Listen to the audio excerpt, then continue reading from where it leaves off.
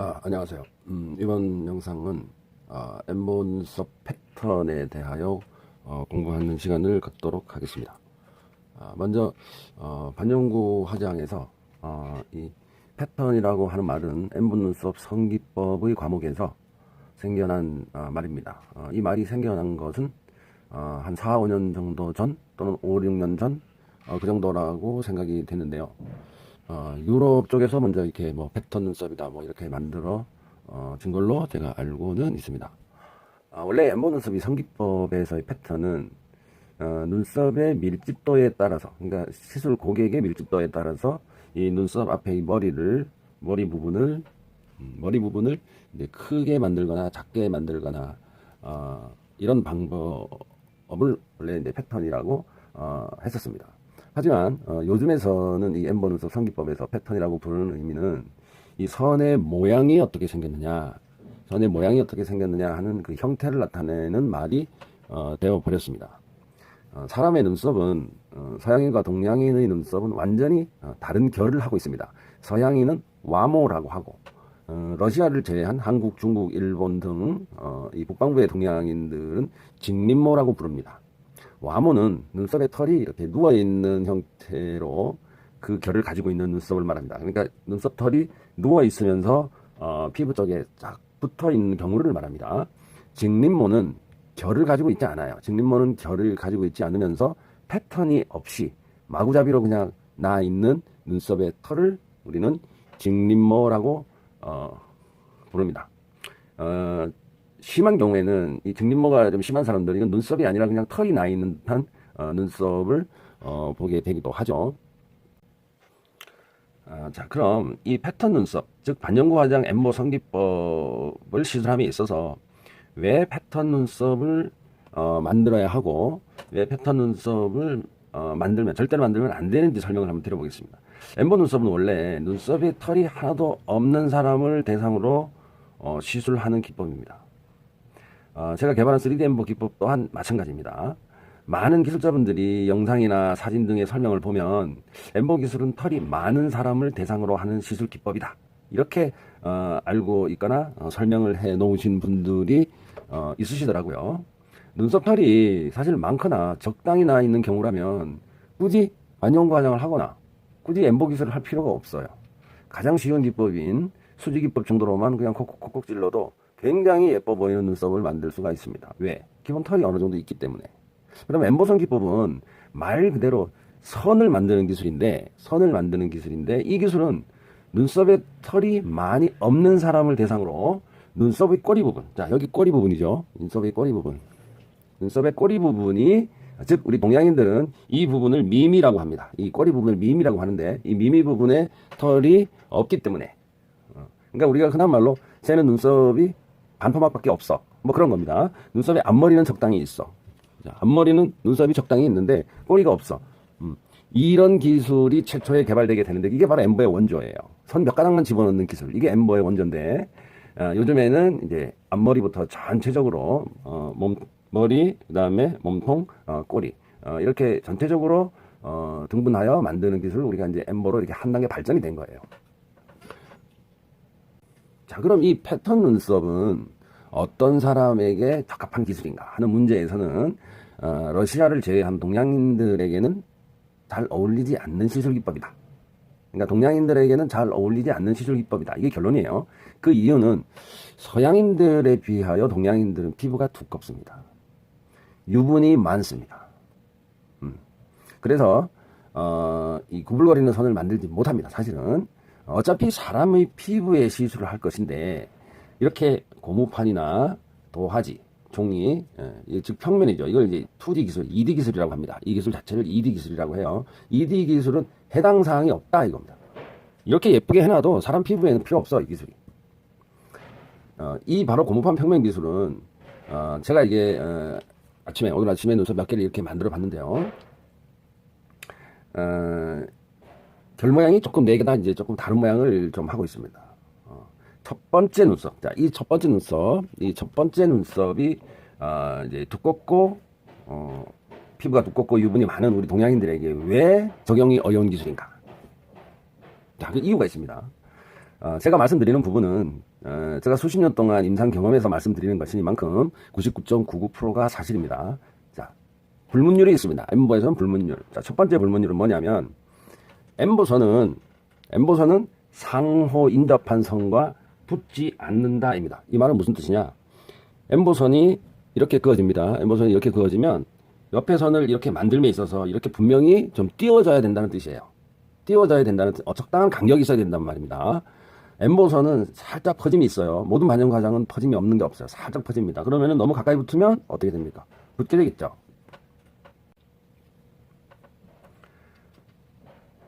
자, 엠보선은 상호 인접한 선과 절대로 붙으면 안 된다입니다. 여기서 보시면 많은 선들이 붙어 있는 것을 볼 수 있으며 일부러 이렇게 몰리듯이 가운데로 지금 몰려 있습니다. 가운데로 이렇게 이쪽 부분이 이제 몰려 있는 걸 볼 수 있죠. 이렇게 몰리듯이 붙여놓은 것을 볼 수 있습니다. 이렇게 시술이 되어지면 동양인들에게 나타나는 현상은 여기 뭉쳐져 있는 부분, 즉 선들이 모여 있는 부분에서 선이 두꺼워지거나 진해 보이거나 유분으로 인한 딱지가 생기거나 탈각이 더 심해서 색소가 더 많이 빠지거나 또는 뭉치거나 하는 현상들이 나타나는 부분이 이 부분인 것입니다. 자, 그럼 두 번째 불문율은 선의 간격입니다. 조금 전에 말씀드린 이 간격, 전체적인 간격이죠. 우리가 흔히 보는 2D, 즉 병이나 고무판 등의 평면에서는 너무나 화려한 성기법이 만들어질 수가 있어요. 우리가 엠보 눈썹을 인스타나 또는 뭐 SNS에서 흔히 볼 수 있습니다만은 정말 화가들이 그린 것 같은 눈썹, 이런 눈썹을 보면 선들의 간격을 인위적으로 조밀하게 만들어서 상당히 디테일하게 보이도록 작업한 것을 볼 수 있습니다. 실제로 종이나 고무판에 조밀한 선들을 예쁘게 만들어 놓은 이제 실제 사진들을 보면 좀 너무 많이 좀 예뻐 보이죠. 눈썹이 막 예뻐 보이는데 실제로 시술 사진을 보게 되면 간격을 적당히 띄워놓고 시술을 한 것을 알 수가 있습니다. 이건 일반 기술자들은 잘 못 보는 거예요.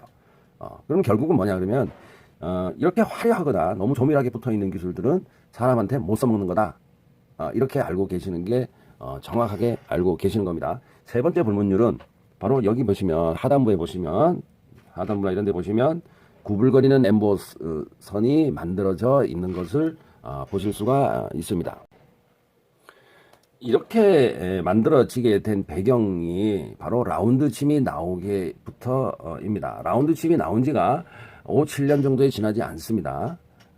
그래서 라운드 침이 만들어지고 난 이후에 이게 유럽 사람들이 상업화의 성공을 사실은 시킨 건데 라운드 니들은 타투 니들에서부터 비롯되었다고 말씀을 드렸고 엠보 니들은 중국에서만 만들어진다고 말씀을 드렸고 이 구불거리는 엠보 선 역시 중국 기술자가 먼저 했겠죠. 전 세계적으로 중국 기술을 가장 먼저 했습니다. 그렇지만 동양인들이 피부가 두껍고 유분도 많고 등등 해서 동양인에게 사용하기에는 좀 불편한 기술이다. 그래서 잠시 써먹느니 마느니 했습니다. 그런 기술을 유럽에서 냉큼 집어간 거예요. 이 구불거리는 엠보선이 한국에서 가장 심각한 문제라고 할 수 있는데요. 이뻐 보이잖아요. 모든 반영구 화장 기술은 최소 2번의 시술을 거친다는 사실은 엠보 기술을 제대로 배워본 사람이면 누구나 알 수 있겠습니다. 일반적으로 한두 달 뒤에 하는 시술을 우리가 리터치라고 합니다. 근데 앞선 영상에서 이 부분을 설명이 한번 드린 적이 있긴 합니다만은 이 확대해서 한번 그려볼게요. 이 부분을 확대해서 한번 그려보면 통상 구불거리는 엠보선이 이 부분과 이쪽 부분에서 많이 나타나는데 이 부분을 확대해서 그리면은 자 이런 식으로 선이 만들어지죠. 자 이렇게 하거나 또는 다시 뭐 이런 식으로 만들어지거나 또는 붙이거나 이렇게 이 부분을 우리가 아크라고 합니다. 아크가 이게 원형이죠. 이렇게 곡선은 곡률이 1개입니다. 원래 곡선은. 근데 곡률이 이게 2개가 만들어진다는 거예요. S자 형태로 만들어진다는 겁니다. 우리 기술자들은 1차 시술에서 만든 이 엠보선이 한 달 경과에서 지워지는 것을 바라는 기술자는 한 명도 없을 듯한데요. 만약 이 곡률이 2개인 엠보선이 이렇게 S자로 만들어진 선이 지워지지 않고 희미하게나마 남아있다고 한다면 과연 재터치를 할 수 있을까? 이 곡률이 두 개로, 아크가 두 개로 만들어진 선을 1차 시술 때와 한치도 어긋남 없이 아주 정교하게 그대로 따라가면서 똑같이 만들어낼 수 있을까? 제 경력이 27년인데요. 제 경력으로 이 엠보선을 똑같이 만들어낸다. 7, 80% 정도의 싱크로율 정도밖에 저는 자신을 못합니다. 이 부분에서 싱크로율이 100%가 되지 않으면 바로 선이 굵어진다는 것입니다. 우리 기술자는 곡률이 한 개만 있는 엠보선을, 그러니까 곡률이 한 개만 있는 엠보선은 이런 선이 됩니다. 곡률이 한 개만 있는 엠보선을 만들기에도 많은 연습을 해야 됩니다. 하물며 이렇게 두 개의 아크가 있는 선은 이 2D 고무판에서도 상당히 힘든 기술이 됩니다. 만약에 우리 반영구 화장 기술이 합법화가 되고 혹시 저나 엠보 기법을 수십 년 하신 여러 선배님들이나 엠보 기법을 제대로 배운 기술자들이 만약에 실기시험 감독관으로 나간다고 하면 이런 앞에 불문율에 해당하는 기술인지 아닌지를 가장 먼저 보게 될 것입니다. 왜 그러냐? 바로 사람한테 하는 기술을 시험을 보러 왔는데 그깟 고무판에 아무리 화려한 눈썹을 해봐도 사람한테 할 수 있을 것인지 못할 것인지는 증명을 할 수 있는 방법이 없는 거예요. 그렇기 때문에 시험관의 감독관이나 심사관들 눈으로 보면은 저 기술은 사람한테 불가능한 거야. 저거는 할 수 있어. 여기서 당락이 결정이 될 수도 있다. 이런 얘기입니다. 반영구 화장 합법화가 되면 뭐 수지기법 같은 것으로 뭐 시험을 치겠어요? 저부터라도 만약에 1급, 2급으로 나누어진다고 하면 저부터라도 엠보 기술을 1급으로 놓겠는데. 그죠? 가장 어려운 기술이니까. 아무리 고무판이고 종이판이고 종이에 아무리 화려한 눈썹을 그렸더라도 사람에게 적용했을 때 문제가 있는 기술은 사실은 평가 대상이 아니에요. 만약 이런 기술을 평가 대상이라고 한다면 그림 잘 그리는 홍대 미대 출신들이 1등을 다 하겠죠. 그죠? 그런데 그림 잘 그린다고 해서 반드시 시술도 잘한다 이런 보장이 사실 없는 거예요. 이 방법을 또는 이 모양을 써먹을 수 있는 경우는 있습니다. 반드시요. 써먹을 수 있는 기술이 있습니다. 어떤 경우냐? 바로 와모의 눈썹을 가지고 있는 서양 사람입니다. 서양 사람. 자, 이런 요란스럽을 만들 수 있는 사람이 이걸 유럽에서 왜 가지고 왔느냐? 와모의 눈썹 있는 사람은 예쁩니다. 자, 와모의 눈썹이 뭐냐? 그러면 이런 눈썹을 적용을 시킬 수 있는 눈썹은 어떤 사람이냐? 바로 눈썹 털이 이 가운데로 이렇게. 자, 이 부분에 눈썹이 몰려 있어요. 이 부분에 눈썹이 몰려 있습니다. 자, 이 부분에 눈썹이 몰려 있으면 밑에서 올리던 위에서 내리던 부딪히는 부분이 눈썹 털에 전부 가려져 있죠. 전부 가려져 있습니다. 이렇게 교차되는 부분, 이렇게 교차되는 부분이 여기 전부 가려져 있죠. 눈썹 털에. 그러면 실제로 사람한테 보이는 것은 위하고 아래밖에 안 보여요. 이런 눈썹일 경우에는 이거 적용합니다. 100% 인정됩니다. 근데 한국 사람들 눈썹은 이렇게 안 생겼어요. 누워있지 않아요. 그냥 이렇게 서 있단 말이에요. 이렇게 등림모로 이렇게 서 있어요. 이런 사람한테는 이런 기술이 어울리지 않고 피부도 두껍다, 불합리하다. 이렇게 제가 말씀을 드립니다. 저는 27년을 시술을 하면서 중국이나 한국 사람들 중에서 이 와모의 눈썹을 본 사실이 안타깝게 1도 없습니다. 중국이나 한국인들 DNA가 그런 게 아닌지 생각을 해봅니다. 자, 여기 두 번째 눈썹은 앞부분이 조금 미스를 했어요. 제가 미스를 한 게 아니고 이거는 요 두 개의 눈썹은 인스타에서 떠도는 눈썹을 제가 요것도 그대로 베낀 거예요. 그대로 이제 베낀 거고 해서 요 부분은 뭐가 잘못된지 여러분이 보는 시각과 제가 보는 시각이 거의 비슷할 겁니다. 그리고 선이 너무 길게 뻗쳤고 이쪽에서도 아크가 두 개가 있는 엠보선으로 만들어졌다. 이렇게 이제 말씀을 드릴 수가 있겠습니다. 자, 여기 세 번째 눈썹은, 여기 세 번째가 요거죠. 세 번째 눈썹은, 저희 아카데미에서 가르치는 엠보 기술에서 가장 기초가 되는 엠보 정선 부분입니다.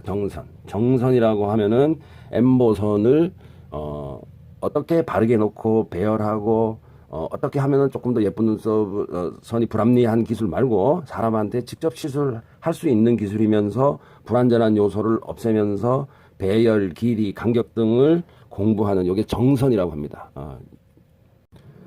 자, 네 번째 눈썹은 이제 아방가르드라고 하는 이제 엠보 고수들이 하는 엠보 기술인데요.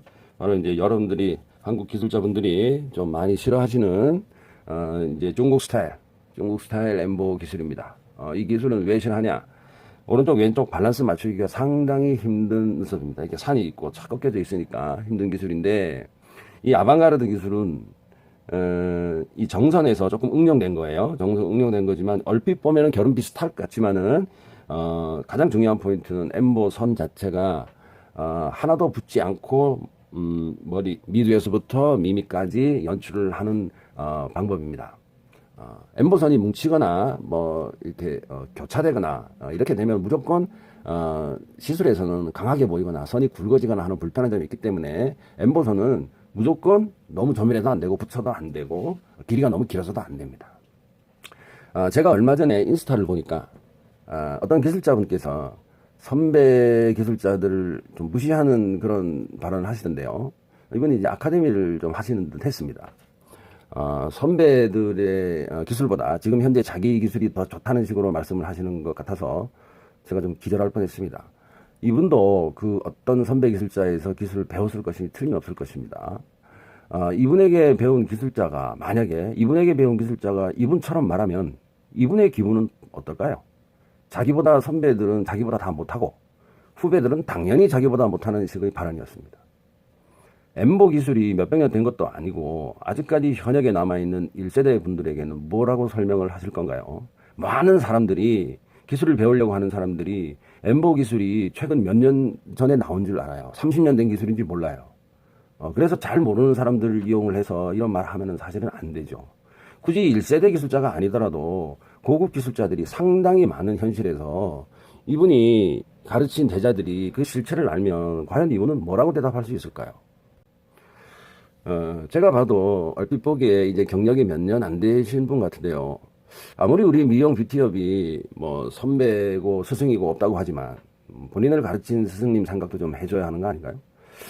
하긴 뭐 기껏 가르쳐 놓으니까 선 하나 방향 다르게 만들어서 자기 기술이라고 하는 우리 엠보 기술자들 너무나 많습니다. 배우기는 저 원장님한테 다 배워놓고 나중에 가가지고는 너 근데 안 배웠다 뭐 또는 내가 선 하나 이쪽 방향으로 더 만들었으니까 나는 다른 기술이다 이렇게 얘기하는 기술자들이 부지기수예요.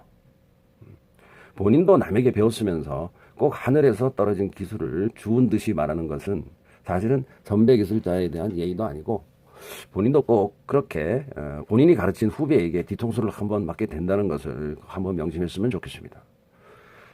이 선배 기술자들은 엠보 눈썹 다 할 줄 알아요. 어떤 패턴이든 다 할 줄 압니다. 저뿐만 아니고 1세대 기술자들 뭐 최소 한 15년, 10년 이상만 된 분들도 다 할 줄 압니다.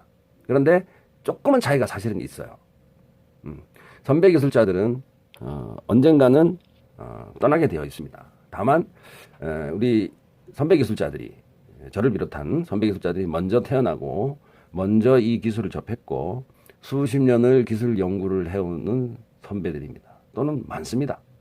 많은 선배 기술자들이 이런 기술을 못해서 시술하는 거 아닙니다. 이런 기술을 못해서 시술하는 게 아니에요. 안 하는 거 아닙니다. 사람에게 동양인에 하면 안 되는 기술이기 때문에 안 하는 것 뿐입니다.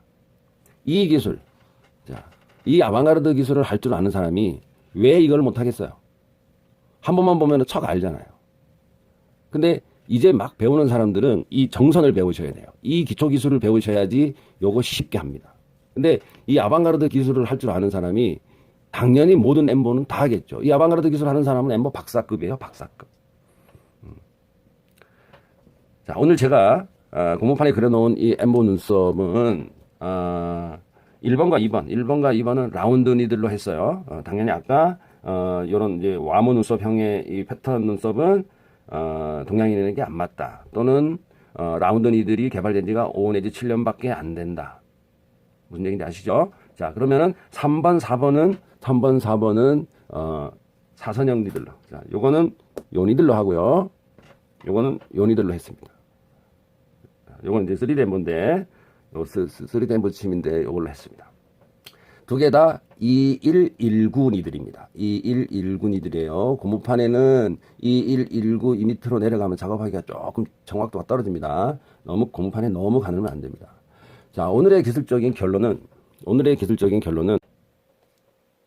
엠보선이 한 개 더 들어가고 덜 들어가고 하고의 문제는 기술이 아니다입니다. 정선 공부, 즉 선을 올바르게 놓는 방법, 배열하는 방법, 선 길이를 조절하는 방법 등등의 학습만 되어지고 3D, 즉 사람의 얼굴이 되겠죠. 미끌거리고 쿠션이 있고 굴곡이 져 있고 시술하지 않는 왼손은 어떻게 파지를 하고, 이런 학습만 되어진다면 누구나 고급 엠보라이더가 될 수 있을 것입니다. 고객은 잘 모르니까 나 그냥 아는 대로 시술하면 되지, 이렇게 할 게 아니라 어떤 고객분이 한 번쯤 시술 경험이 있거나 검색을 해서 엠보 눈썹에 대한 눈높이가 많이 높아졌거나, 이런 고객들이 오게 되면 기술자들은 늘 불안하게 될 것이고, 시술을 다 마쳤어도 거울 보여주기가 두렵고 미안해 해야 합니다. 가르치는 것도 마찬가지죠. 첫 번째 잘못된 시술은 제터치 때 교정이 되지 않습니다. 첫 번째 기술이 제터치 때와 마찬가지의 기술이기 때문입니다. 변하지 않죠, 기술이. 제 기술도 27년한 제 기술도 그 누구에게서부터 배웠기 때문이고, 지금 현재 많은 기술자분들도 선배들에게 배운 기술이기 때문에 그 기술로 영위를 하고 있습니다. 오늘의 후배가 언제든지 반드시 선배가 됩니다. 세월이 지나면 선배가 됩니다. 제 기술이 어떤 이에게는 피가 되고 진짜 살이 되는 기술이었으면 합니다. 혹시 제 기술이 필요하시거나 엠보 가이더, 머신 가이더 교육지사에 관심이 있으시면 카톡으로 남겨주시면 자료 드리고 설명 드리도록 하겠습니다. 제 영상이 도움이 되셨으면 좋아요, 구독, 알람까지 좀 부탁드리겠습니다. 감사합니다.